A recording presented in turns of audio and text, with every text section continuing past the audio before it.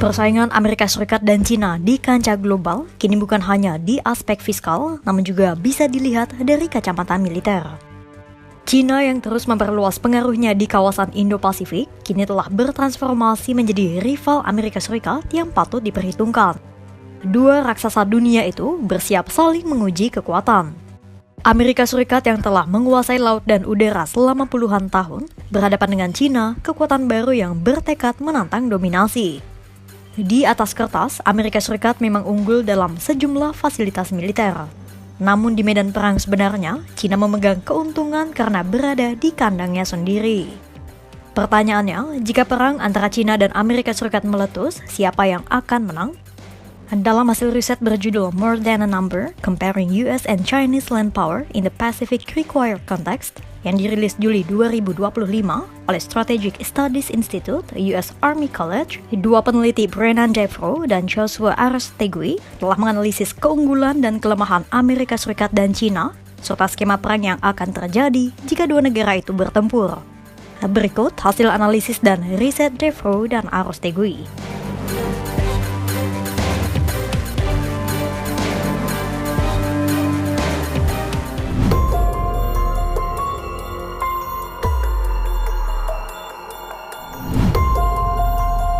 Pertama, mari kita bandingkan kekuatan militer Amerika Serikat dan Cina berdasarkan persaingan jumlah fasilitas militer. Di Pasifik, Amerika Serikat telah menancapkan kekuatan lebih besar daripada Cina secara angka. Amerika Serikat memiliki 7 markas militer besar di Pasifik, sementara Cina hanya ada 2. Kapal induk Amerika Serikat yang beroperasi di Pasifik pun ada 5, sementara Cina hanya 2. Amerika Serikat juga telah mendirikan pangkalan militer di sejumlah negara seperti Jepang, Korea Selatan, Guam, dan Filipina. Sementara Cina ada di Djibouti, Afrika, dan Kamboja. Secara kekuatan darat, Amerika Serikat juga memiliki keunggulan di sejumlah aspek. Untuk jumlah tank tempur, Amerika Serikat masih unggul. Washington memiliki 6.612 tank tempur utama, sementara Cina 5.800 unit. Untuk kendaraan tempur lapis baja, Amerika Serikat memiliki 41.062 unit dan Cina 40.000 buah. Sementara soal kepemilikan artileri jarak jauh, Amerika Serikat yang memiliki 5.500 unit kalah dengan Cina yang memiliki 6.246 buah. Sementara untuk kekuatan maritim, Amerika Serikat dan Cina bersaing sengit. Amerika Serikat memiliki 92 kapal perang dan penjelajah, sementara Cina hanya 80. Namun untuk kapal selam, Cina memiliki 79 unit, lebih banyak dibanding Amerika Serikat 68 buah. Sementara di matra udara, pesawat tempur generasi kelima Amerika Serikat, yakni F-35 dan F-22, jumlahnya ada ratusan. Sementara di level yang sama, Cina baru memiliki puluhan jet tempur J-20 yang masih berkembang. Lalu soal kemitraan, Amerika Serikat memiliki aliansi formal di kawasan Indo-Pasifik seperti AUKUS, Quad, dan perjanjian pertahanan dengan Jepang, Korea Selatan, Filipina, Australia, serta Selandia Baru. Sementara Cina tak memiliki aliansi formal dan lebih mengandalkan kemitraan strategis dengan Rusia, Pakistan, Iran, dan sejumlah negara Asia Tenggara. Belanja militer Amerika Serikat pun lebih tinggi dibanding Cina. Pada tahun 2024, Amerika Serikat menggelontorkan dana 877 miliar dolar Amerika Serikat atau sekitar 14.128 triliun rupiah. Sementara di periode yang sama, Cina membelanjakan 292 miliar dolar Amerika Serikat atau sekitar 4.704 triliun rupiah untuk militer. Di atas kertas, Cina memang kalah secara angka. Namun, kenapa Amerika Serikat was-was dengan negara pimpinan Xi Jinping itu?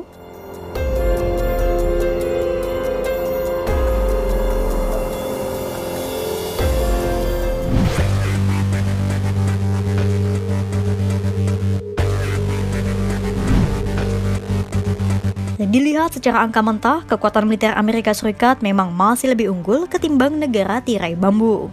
Namun, ada beberapa alasan mengapa Amerika Serikat gelisah dengan perluasan pengaruh Cina di Indo-Pasifik.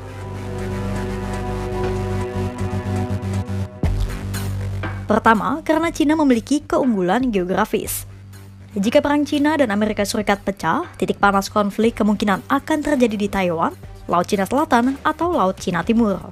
Semua adalah halaman rumah bagi Cina. Kalau berperang, Amerika Serikat harus memproyeksikan kekuatan dari jauh, yang artinya berat di biaya logistik. Alhasil, walau jumlah pesawat dan kapal Amerika Serikat lebih banyak, tidak menjamin semuanya berada di area konflik. Kedua, karena perbedaan fokus kekuatan. Selama ini, Cina selalu memusatkan cengkeram kekuasaannya di Pasifik Barat atau regional. Sementara Amerika Serikat harus menyebarkan kekuatannya di Eropa, Timur Tengah, Afrika, dan Amerika Latin. Ketiga, karena Cina terus memodernisasi kekuatan militernya dengan cepat. Cina juga terus mengembangkan A2AD atau Anti-Access Area Denial alias kemampuan militer untuk mencegah dan menghalangi akses musuh ke wilayah operasi. Alasannya karena Cina paham mereka belum bisa menang lewat adu jumlah kapal induk atau jet tempur dengan Amerika Serikat. Itulah mengapa Cina terus mengembangkan rudal hipersonik, rudal balistik anti kapal, drone, dan sistem radar jarak jauh. Strategi ini dinilai lebih murah dan sulit dilawan. 4. Amerika Serikat tak hanya harus bersaing secara militer dengan Cina, namun juga dari aspek pengaruh ekonomi Beijing di kawasan. Pasalnya, di samping mengembangkan militer, Cina juga terus memperluas pengaruh ekonomi, diplomasi, dan teknologi lewat Belt and Road Initiative di kawasan. Meski memiliki sejumlah perbedaan, namun visi masa depan Amerika Serikat dan Cina sama, yakni mengedepankan multi-domain, teknologi tinggi, dan integrasi matra. Pasalnya, jika memang berperang, Amerika Serikat dan Cina mungkin akan sama-sama menggunakan multi-domain operations atau integrasi darat, laut, udara, siber, dan luar angkasa.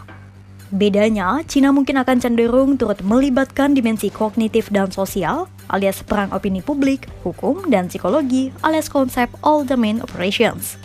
Alhasil, sulit memetakan siapa yang akan menang jika Amerika Serikat dan Cina benar-benar akan mengibarkan bendera perang.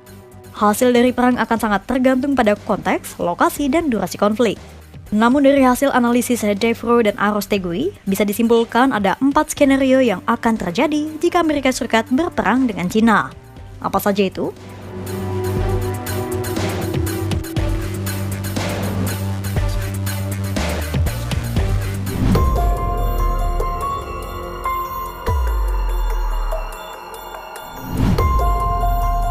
Pertama, perang yang berlangsung dengan cepat dan berada di wilayah dekat Cina.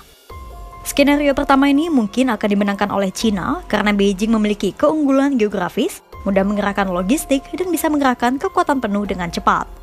Amerika Serikat bisa saja keok duluan sebelum berhasil memobilisasi kekuatan penuh. Ditambah lagi, belum tentu sekutu Amerika Serikat akan siap menghadapi ancaman perang di kawasan itu. Kedua, perang jangka panjang yang terjadi di wilayah selain Amerika Serikat dan Cina. Dalam skenario ini, Amerika Serikat lebih unggul karena memiliki kekuatan industri dan logistik global, telah membangun jaringan aliansi, dan berpengalaman dalam perang modern. Cina mungkin akan kewalahan jika perang terjadi jauh dari daratan wilayah Beijing, apalagi jika jalur suplai terganggu. Skenario ketiga adalah perang antara Amerika Serikat dan Sekutu Barat lawan Cina. Dalam skema ini, Cina bisa jadi mendapatkan kekalahan lebih cepat karena Amerika Serikat telah membangun banyak aliansi global. Jepang, Australia, Filipina, dan India bisa saja memberikan akses pangkalan, radar, dan kekuatan tambahan untuk menekan Cina dari berbagai sisi. Dan plot terakhir adalah perang tanpa sekutu alias head-to-head antara Cina dan Amerika Serikat saja. Hasilnya bisa jadi Amerika Serikat dan Cina akan bertahan imbang. Atau mungkin Cina bisa saja menang, tapi hanya di fase awal karena Amerika Serikat kehilangan dukungan kekuatan dari negara lain.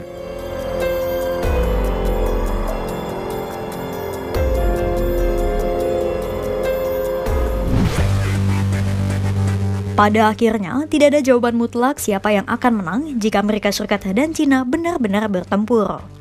Kekuatan militer di atas kertas hanyalah sebagian dari gambaran besar. Hasil perang akan sangat dipengaruhi oleh lokasi pertempuran, durasi konflik, serta dukungan sekutu yang terlibat. Cina berpotensi unggul dalam perang cepat di wilayahnya sendiri. Sementara Amerika Serikat cenderung mendominasi jika konflik berlangsung lama dan melibatkan aliansi globalnya. Namun di medan perang yang serba dinamis, skenario bisa berubah cepat. Dan dalam pertarungan dua raksasa dunia ini, kemenangan sejati mungkin bukan ditentukan oleh jumlah tank atau kapal induk, tetapi oleh siapa yang paling siap memanfaatkan setiap peluang di tengah badai perang.